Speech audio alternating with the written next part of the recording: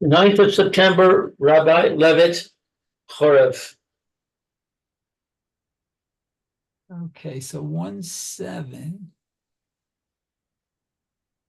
What we're doing here is we're looking at different places where it says this word erva. Oh, right.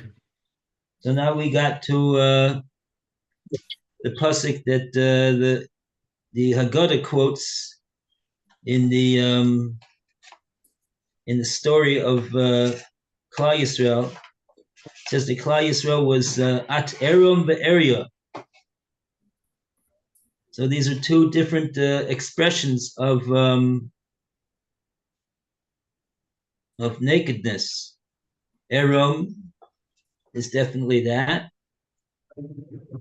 and the area is the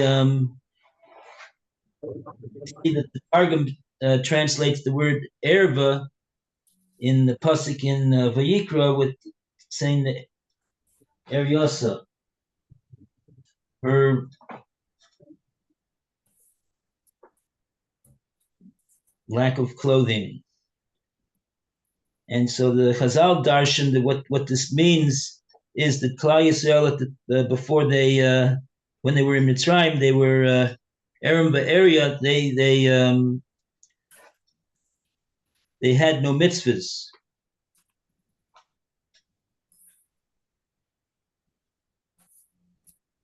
So therefore Hashem gave them two mitzvahs, Korban Pesach and mitzvahs Milah, so that they should be osik in those mitzvahs and be zocha to the geula.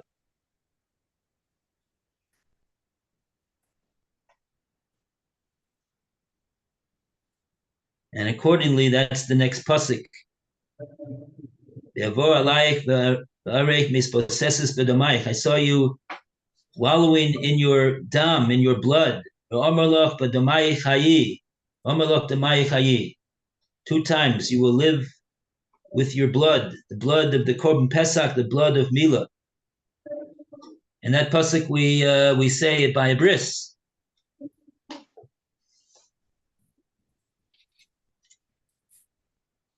So that's the way it's coming out.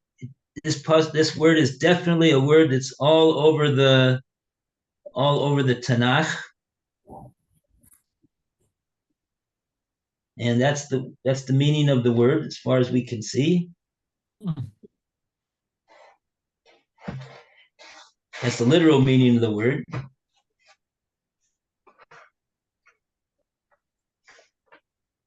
And so with that, we can go back to Rav Hirsch. Uh-huh.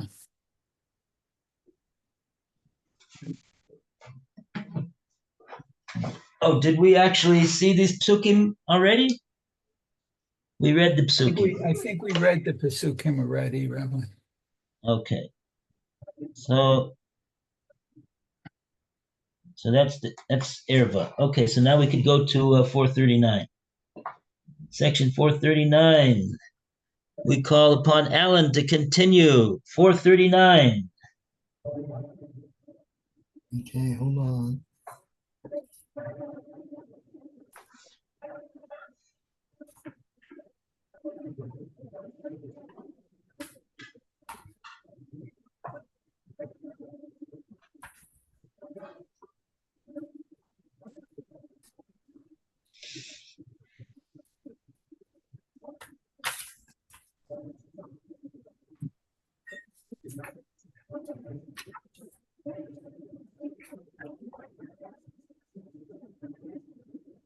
Looking at the right page. Okay, hold on.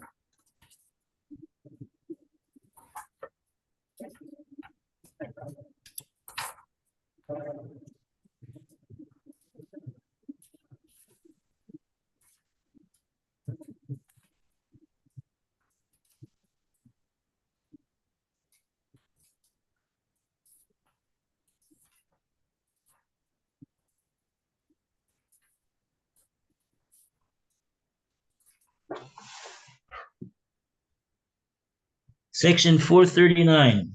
Okay, I am Hashem, I'm your God, right? Yeah. Who directs the course of human history? I, who developed the human race, educating it towards my purpose. I too, whom every man belongs, to whom every man is born, is born. I am your God. Be dedicated unto me with your whole being, with every great and small good, with every power granted to you, and deep and keep my ordinances. I respect the limits which I have set you, and with your holy powers, with your paternal and material powers, observe the statutes which I have given you. I who created man for my purpose, I who have created Israel for my purpose, I who alone can tell you how you can live in accordance with my purpose, and where right and wrong begin your life. Listen to me so that you may live.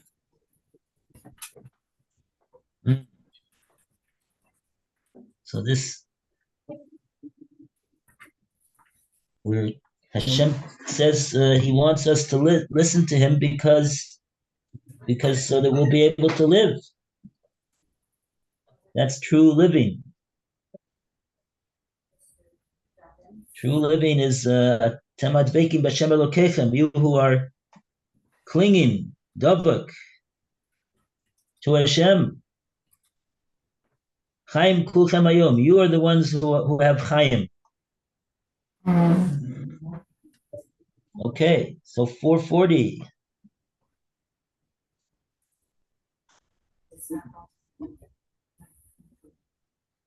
We go to Mayor. To continue, please. Okay. 440 says no blood relations may unite carnally. No one may unite with the wife of another man, and not just at any time may man and wife unite. This is the regulating call with which God, to whom the whole human race belongs, whose servant is Israel, and to whose service everyone in Israel's community is born, regulates the union of the sexes in his wisdom, orders the entrance of man into the world, lays the foundation to the holiness of marriage, and seals the purity of marriage. Relatives of specific grades may not unite. They are specified in the Torah. Such a relative is, in connection with this, usually known as erva. The child born of such a union, or of one with the wife of another, is called a mamzer, and may itself never unite with one of Israel's community. Our sages have drawn various other relatives into the circle of forbidden unions as offense to the sanctity of the law. They are called shniyut, secondary prohibitions. Concerning both, see, I'm not sure what this is. Evan Haezer. Oh, Evan Haezer, okay. Also besides the Mather Zibid, okay. Concerning Leviticus, oh, these are just sources. Leviticus 18, Pasuk 19. Other limitations of union from Devarim, and with regard to special restrictions for a Kohen in Vayikra. Okay, so here we just we see that the Rav Hirsch is using the word erva, not like we translated it so far, according to the psukim that we had, but that it's referring to the status of a person who's usher to you. We call the person that's usher to you an erva.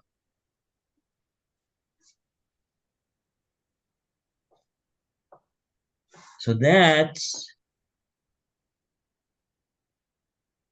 So we see over here that the definition of the word is getting bigger now. It's not just nakedness, but it's something that's larger than that. I remember seeing just now in the Ibn Ezra. He said it's a it refers to a davar maguna, which should be something which is an unseemly thing. So I don't know what maybe that we see this meaning of the word. I don't think we saw that in the psukim. That's my point. Right. In the psukim, we saw that it means bare or naked, but we didn't see that it means a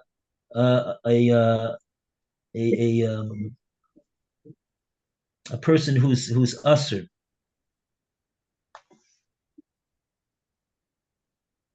Okay.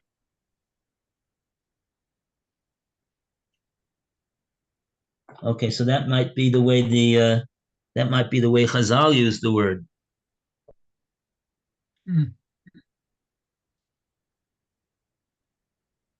Okay.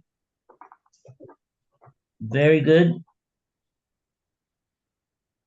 So that's that. Okay, now 441, we go to Lou. We cannot completely understand the reason for these arayos, restrictions in the sphere of sexual morality, as you cannot completely understand the reason for any divine law. And if you were to understand it, you should not observe it on account of the reason which it is understood. But, I'm sorry, on account of the reason which is understood by you, but because your God has enacted it, and because your life's only task is to fulfill with everything and in everything, not your, but God's will. And if it is difficult to understand the reasons for the laws of God in general, it is doubly difficult to understand the reason for these laws, which deal with the mystery of life and death. We know so little about the beginning and end of our life. About these things, the Torah tells us only as much as we must know in order to lead the good life. On earth, as our departure from this life is wrapped in a veil, so also above all is our entrance into this world. For us, it is enough that Hashem, who introduces and calls away, Hashem, to whom we belong with spirit and body, Hashem, who alone can draw for us the path of life. Hashem has enacted these laws, whose divine origin is sufficient reason for obeying them.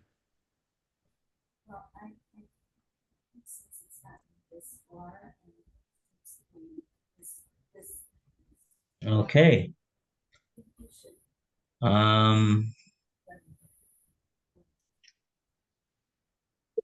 L'chor, what he means is, I don't think the the reason for the prohibition of living with someone else's wife is something that we can't understand. But that actually is just only one of the many, many different relationships that are off limits. For example, an aunt, right?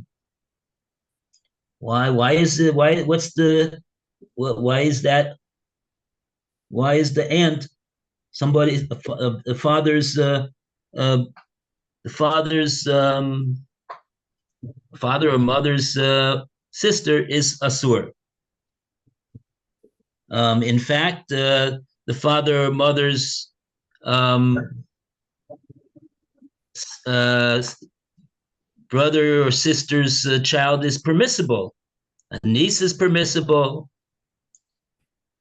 A cousin is permissible.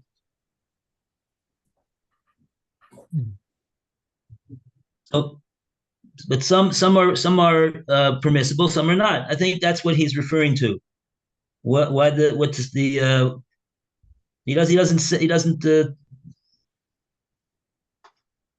those prohibitions are not so we don't he doesn't attempt to explain them. What's the reason behind it?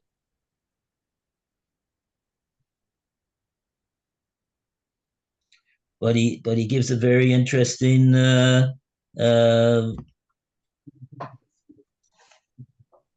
exposition of the whole idea. In any case, he says we should even if we do understand the reason for a mitzvah, we should not perform that mitzvah on that account that we understand the reason. The reason that we perform the mitzvah is because it's a mitzvah. Hashem commanded us in the mitzvah. That's the reason why we're doing the mitzvah. That's our life's only task, to fulfill the mitzvahs of Hashem, the ratzon of Hashem.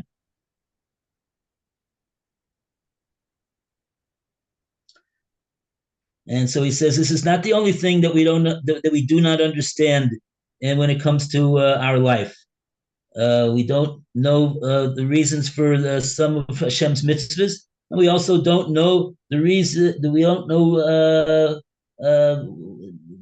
how we came into this world. We don't know what's going to happen after this world. We don't. There's a lot of things that we don't know.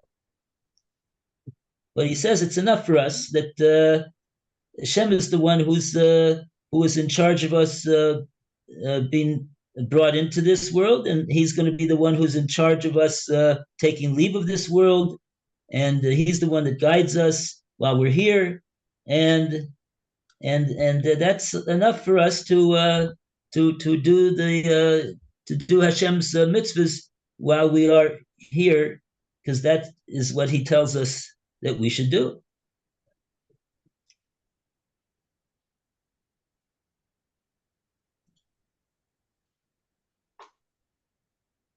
And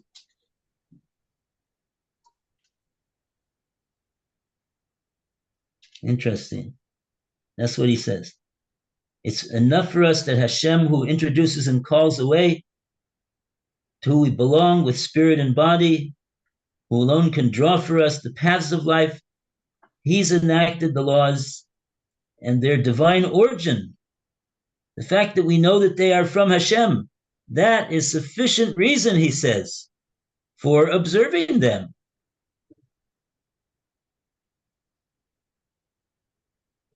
He doesn't say because we're going to get a lot of schar for observing them. He doesn't say because we're going to get olam haba for observing them, and therefore we should do them. That might all be true, but he says very interesting. He says the fact that they are of divine origin, that is sufficient reason for obeying them. Wow.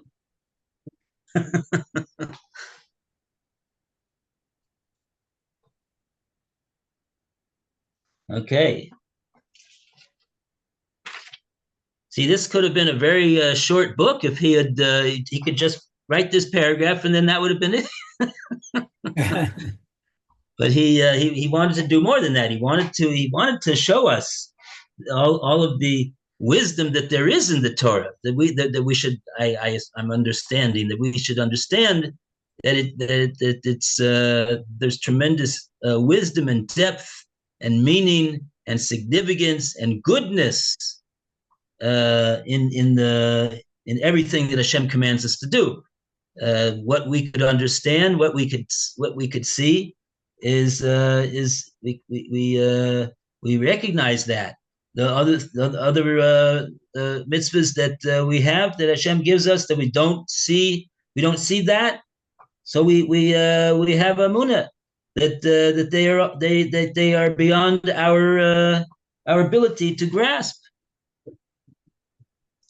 But the reason why we do them is always the same in any case. It's because they're of divine origin, and that's the idea. So we are fulfilling the mitzvahs of Hashem. We're doing the commandment of Hashem. Okay. And with that, we have a round of applause for Erva. Yay! Okay. And that leaves us with 6 minutes left. Okay, so now we have a new paragraph, new section. Section 67, guarding against immorality. Richuk min ha'orayos. Distancing oneself from orayos, forbidden relationships. And of course, this is one of the 3 cardinal sins, Gili orayos. Okay, so we go to Alan to start off the reading. Which number? 440, 439? 442. 442. Okay.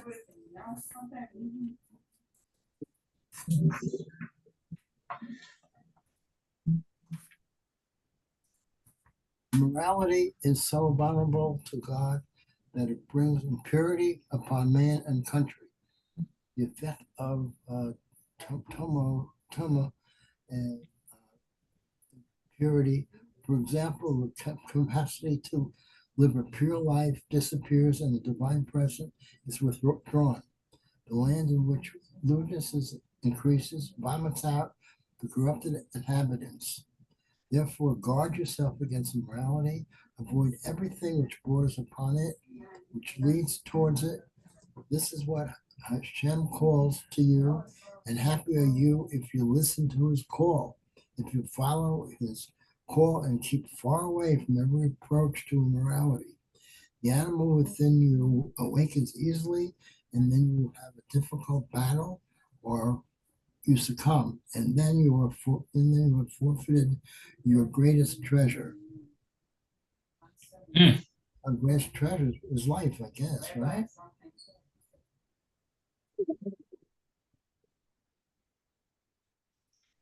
Oh, what is your greatest treasure? What's he referring to?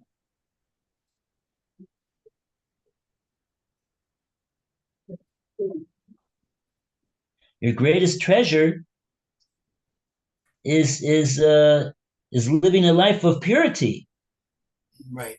where the divine presence is with you.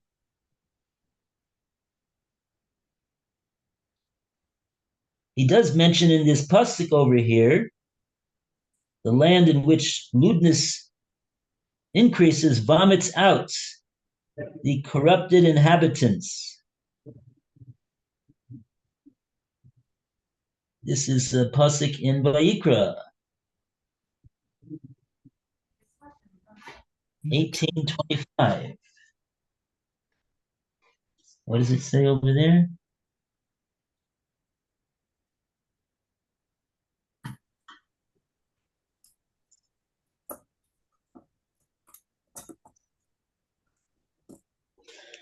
$18.25.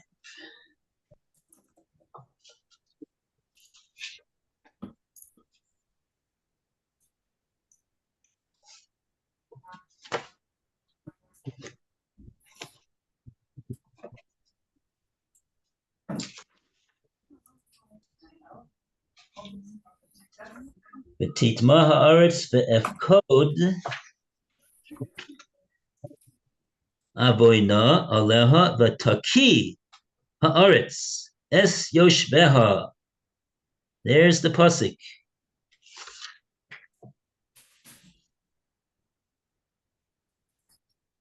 You have to read the pasuk before that. Al titamu b'kol eile. This is the parsha of Arias over here. This is the parsha of Arias. What we were just one of the psukim that you just quoted on top. Ervas Isha Ubita, Ervas Kalascha, Ervas Isha Sachicha. And then after all of these different forbidden relationships, he says, the pasuk says, Al titamu b'kol eila, don't contaminate yourselves with all of these types of activities. Ki b'kol eila, because with all of these types of activities, nitmu hagoyim, asher ani b'shaleach mipneichem, the goyim that I am sending out of Eretz Yisrael before you, they contaminated themselves with all of these types of activities. So don't do like that. And then it says v'titma haaretz.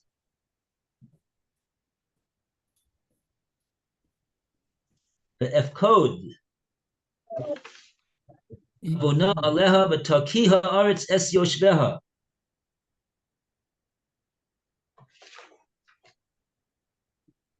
Now, what I'm trying to do is figure out, is the pasuk talking about what has already happened or what will happen? Or it's a warning to Klal Yisrael. V'titma haaretz. Is it saying the land became contaminated? Ve'efkod v'vahipuch. And I visited upon them the result of their iniquity.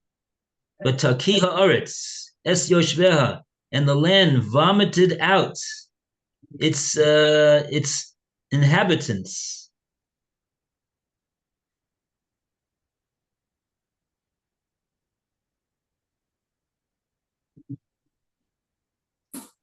It's talking about what happened.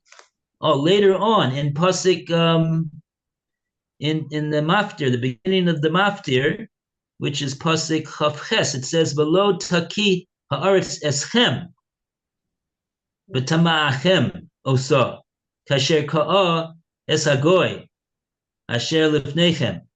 Oh, there it's clear.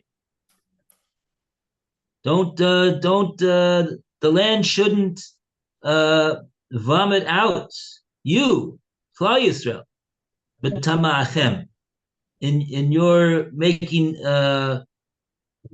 tumadik osa. You make the land itself tumadik as a result of doing these actions in Eretz Yisrael. Kasher ka'a es hagoy, just like the goy contaminated the land. Asher lifnechem, who was there before you.